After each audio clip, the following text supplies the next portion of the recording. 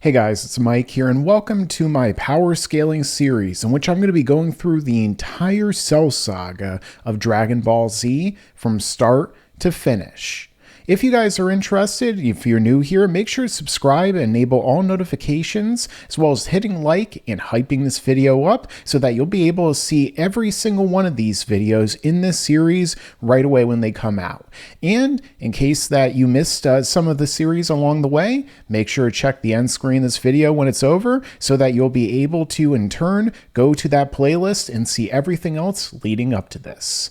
Now, before we begin, I also wanted to tell you about my book series, The Children of Aman, beginning with the first book, Nemesis of the Absence, a story of thieves who band together in the name of vengeance, using the fundamental forces of creation wielded by the main character, Seraph, a speaker. And you get to see a lot of things such as action, adventure, fight scenes, romance, cool powers, and that much more along the way. So if you're interested, make sure to go down below in the description and get your own copy, physical or digital, today. But with that being said, let's get directly into scaling the Cell saga. So this shows just how much stronger Cell has become, but we get to go on later because Trunks, Todonkasu, finally steps up with the power that is supposedly stronger than his father. Krillin pointed that out before, saying that I know that you're holding back too. And then he goes into his next grade, grade 3, or Ultra Super Saiyan, as the fans like to call it for many years. He purposely waited until Vegeta was knocked out, because that's Vegeta's true technique, which is failing. Play the Yu Yu Hakusho sad music. And actually, as a matter of fact, Vegeta did use a very powerful ability way before he used the Final Flash, which is probably the only reason why he wouldn't have been able to win, which is right about here when he's firing it at Cell. Now I can't find it. So you'll just have to imagine him using Vegeta's technique.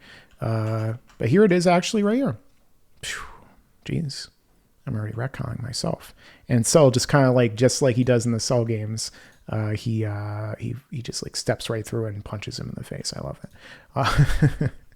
The technique that never works. And I have a whole video about how it works and why it doesn't. So Cell powers up or Trunks powers up and Cell is shocked. You could argue that Cell powers up a little bit too. He even points out, wow, he's very strong. He's got a lot of hidden power. And the two of them step up to each other, just like Jotaro and Dio, except, one of them doesn't have Zawardo, and one of them doesn't have Star Platinum. And they begin to fight.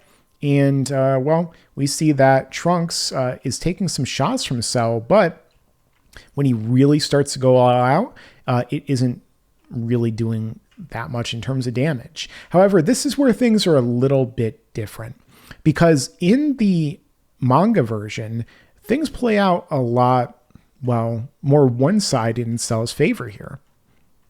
You see, because at this point in time, in the anime, we had seen Trunks already hitting Cell, knocking him down, that amazing animation, all the music, everything was done incredibly well. In the manga, however, Cell points out how power isn't everything, and he even says that Trunks has far greater strength than his. I'll get back to that in a moment.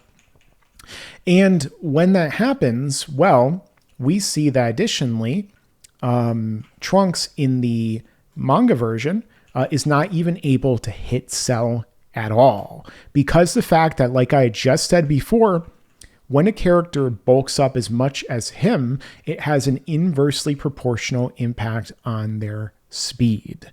And so, as a result, because of that, Trunks does not realize his own flaw and thus cannot even deal the lethal damage that Cell implies he might be able to. Instead, Cell shows him the error of his ways, another amazing scene, because how often do we see a villain showing the protagonist at the time, oh, you're like a fool who can't even hit me, and I'm going to teach you why? Instead, it's usually the other way around. It's like Goku chastising Frieza for not knowing how to use his power and everything like that, right? And so, in this case, we actually have Goku explain this to the audience, because Goku's way more of a genius. Goku goes into not only Super Saiyan Grade 2, which he materialized in his brain with, his meditation, something that for some reason he forgot exists in Dragon Ball Superhero. And then he goes not only that, but even further beyond. I'll advance it even further too. And this must be where he got Super Saiyan 3. And bulks up his muscles even more to the exact same form that Trunks is using. But he then mentions the same thing that Trunks had already figured out by fighting, which is, it makes me stronger, it makes me slower as well. If I'm stronger than him, I should be able to hit him as well. And then he says, it wastes my energy. All in all, the regular Super Saiyan is more balanced in that they'll have to get back to fundamentals and they'll have to make Super Saiyan their normal state. And at that point in time, get rid of the restless feeling and reduce all the stamina drain, everything like that, which is the direction they go in with the mastered Super Saiyan. Whereas Trunks is too much of a dope. And as a result, that is why Cell shows him, because, you know, he's teaching him as his daddy should, because he is part of his daddy. He is part Trunks' daddy. And what does he do? He wags that finger at him because he proves to him that, well, it won't matter because this form is stupid. It's worthless because all it is brute strength. It just wastes their energy by putting all of their energy into their muscles, and it makes them slower. Because after all, I know a lot of people also would be like, well, I mean, that means that the Dragon Ball characters are weak, right? Because, like, I mean, they're only like, what, 50 pounds heavier with muscles. I mean, they might be like synthball muscles where they're just pure water weight or energy weight, which shouldn't really make them heavier at all, and blah, blah, blah. Not really, because when a character is that powerful in which they are able to, you know, for instance, they're so fast, they're putting so much energy into their speed, just adding additional weight on top of that makes it so much more energy consuming. They have to put in so much more power to adjust for every single calculation. That's part of the reason probably why they also stopped using the weighted clothing. Goku stops after the Saiyan saga, for instance, when he's on Namek, and they fight because the fact that, you know, in order to punch with this much force and velocity, you have to also account for the additional energy that will go into calculating on top of the 20 pounds that you might have on your arm at the time, or on your legs. Like if your entire body, when a character in Dragon Ball Z is moving around, let me do a fuller picture for this. I would actually stand up and everything, but, you know, camera angles and stuff. When you're doing like, when you're fighting in Dragon Ball Z, you know, like you're pushing yourself with your energy in different directions, like short burst, moving you to the left, short burst, moving you to the right, moving you up in the air, moving you back, moving you forward, burst of energy, and constantly doing that like a million times per second because of how fast they become. Imagine doing that constantly while also having twice the body mass that you just had before. Immensely more difficult, even though, you know, like, oh, well, Superman could lift up the planet with one finger. It's like, yeah, but he's not putting a planet on himself like armor and like trying to move around at the same, you know, it's like totally different situation, which is why I think that's kind of a false equivalency that a lot of people use in the fandom, where it's like, oh, it doesn't make sense for it to slow them down. Actually, it does, because of how complicated it is for these characters to do literally anything when they move and fight that, you know, nobody thinks about it. It's like, oh, it's Dragon Ball Z. You're not supposed to think this hard into it. I mean, if you've seen my channel once in your entire lifetime, you know that I think even further beyond. Yeah. I think too much. Yeah.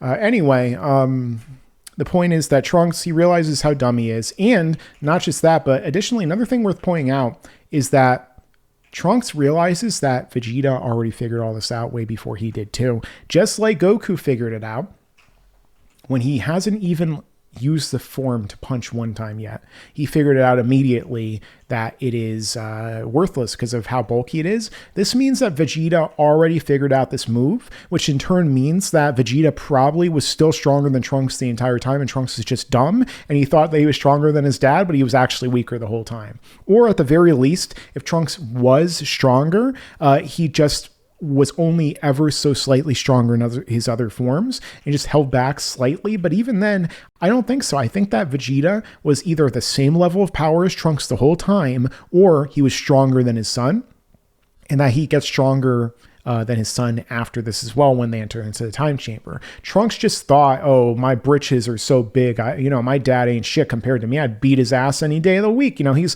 only 5'2", and I'm like I don't know, 5'9", whenever Trunks is supposed to be, and that height probably got stunted a little bit being in the time chamber too.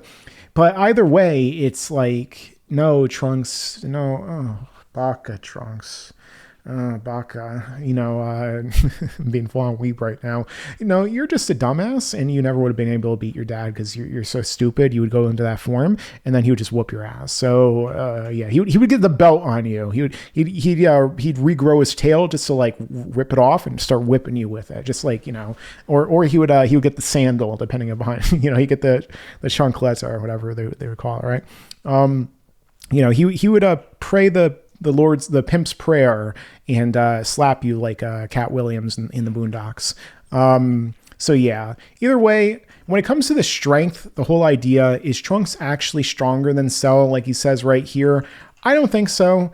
I think that's Cell kind of like hyping him up in terms of his physical strength, but it doesn't matter because Cell has everything else in abundance over Trunks, and Cell is also suppressed here. And Cell can literally do the exact same thing that Trunks does, which means that he's not stronger than him. Trunks obviously would not be physically stronger than Cell right here when he's twice the size of Trunks when Trunks was twice the size of Trunks. You see what I'm saying?